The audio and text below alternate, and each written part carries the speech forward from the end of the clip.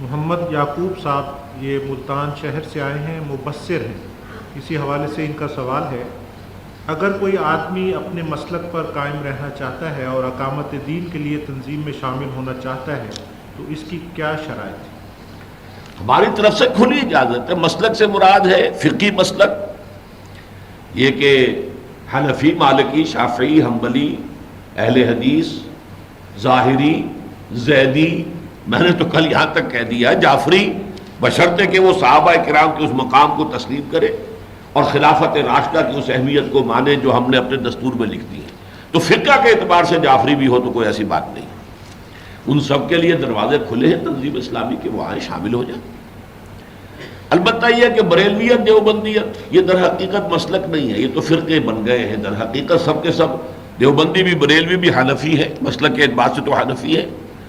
ان کی عقائد کی کتابیں امہات الکتب وہی ہے، ان کا مسلک وہی ہے، ان کی فقہ وہی ہے. لیکن اس میں بھی جو بہت کھینچ تان ہو گئی ہے وہابی اور بریلوی کی، جس کو وہ سنی اور وہابی اب کہتے ہیں، اس میں واقعہ یہ ہے کہ جس قدر نقطہ اعتدال ہم نے پیدا کیا ہے، اب کل جو میں نے بیان کیا ہے اس میں کتنی کچھ بریلویت موجود تھی، نور محمدی، روح محمدی. پھر اسی طریقے سے یہ سارا روح کے لیے کوئی سفر میں کوئی وقت اس کو نہیں لگتا ہے، وہ وقت جو بغیر کسی وقت کے مشرق سے مغرب، مغرب سے مشرق آ سکتی.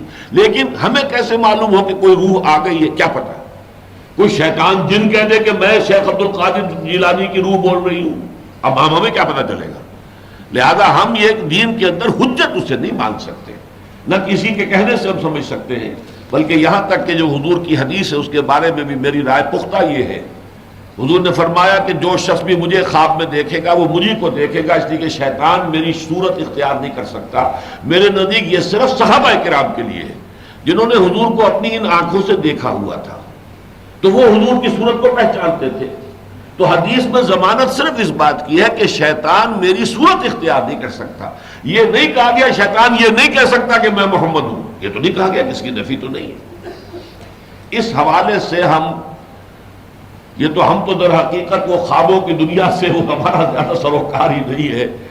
نہ شبم نہ شب پرستم کی حدیث خواب گویم. ہمارا معاملہ تو ہے کہ غلام آفتابم حمد آفتاب گویم. ہمارے لیے آفتاب جو ہے، آفتاب و مہتاب کہہ لیجئے، اللہ کی کتاب ہے، اس کے رسول کی سنت ہے. اللہ اللہ اور خیر سے. لیکن یہ کہ یہ چیزیں جو بن گئی، اب علم غیب کا مسئلہ ہے، اس میں بھی ہمارا معتدل نقطہ نظر ہے. یہ کہنا انتہائی حماقت ہے کہ سرے سے کوئی غیب کا علم حضور کو نہیں تھا، پھر نبی کہے کہ ہوئے. لیکن یہ کہ وہ محدود ہے جو اللہ نے دیا، جس طرح چاہ دے دیا، وہ کل علم وہ نہیں ہوگا، وہ شرک ہو جائے گا. بشریت بھی ہے اور نورانیت بھی ہے، نور بھی ہے، بشر بھی ہے، نور بھی ہے.